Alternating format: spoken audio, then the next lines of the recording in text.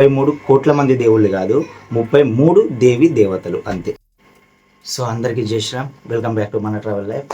So చాలా మందికి అయితే ఒక డౌటు, హిందూ దేవి దేవతలు ఎంతమంది? 33 కరోడ్ అంటే 33,000 మందా, లక్షల మందా, కోట్ల మందా అని ఒక చాలా డౌట్ వస్తుంది.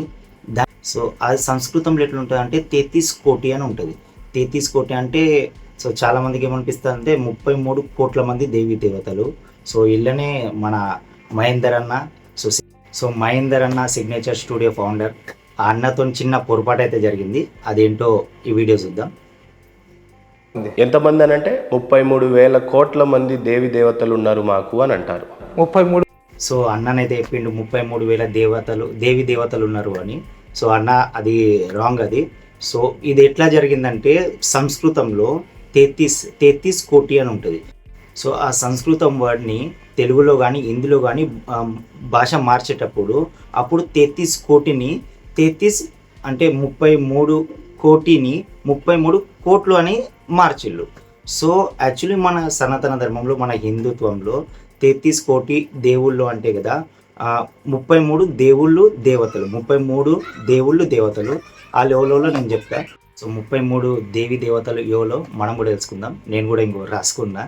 సో 12 ఆదిత్య, 8 వసు, 11 రుద్ర అండ్ 2 అశ్విని కుమార్, అశ్విని పుత్ర అని అంటారు. సో ఇవి టోటల్ కలిసి 12, 8, 11, 2 కలిసి సంపూర్ణంగా మన హిందువులలో 33 దేవి దేవతలు ఇది. సో చాలామందికి తెలియంది. సో భాష మార్చేటప్పుడు ఆ చిన్న పొరపాటు అయింది.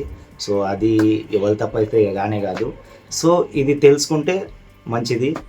సో మహేందర్ అన్నకు చెప్పేంతలోనైతే నేనైతే కాదు, కానీ వాస్తవం అంటే ఏది, వాస్తవం అసలు ఏది తెలుసుకుందామని. ఎందుకంటే చిన్న పొరపాటు కూడా మనల్ని, మన హిందుత్వాన్ని మళ్ళీ వెనుకకు లాగుతుంది. సో ఆ డిబేట్ కానీ ఏదైనా సరే మనం ఉండాలి అని మనం పర్ఫెక్ట్ ఉండాలి. ఏదైనా సరే మనం పర్ఫెక్ట్ ఉండాలని నా చిన్న వీడియో. ఈ వీడియోని అయితే ప్లీజ్ అన్న దగ్గర చేర్చండి. అండ్ మీకు కూడా తెలియని వాళ్ళు అయితే తెలుసుకుంటారు అందరికీ. సో ఇప్పటి నుంచి 33 కోట్ల మంది దేవుళ్ళు కాదు, 33 దేవి దేవతలు అంతే. సో హాయ్ ఫ్రెండ్స్, ఈ వీడియో కొంచెం మీకు నచ్చుంటే ఒక లైక్ అండ్ ఒక సబ్స్క్రైబ్ అంతే. జై శ్రీరామ్, జై హింద్.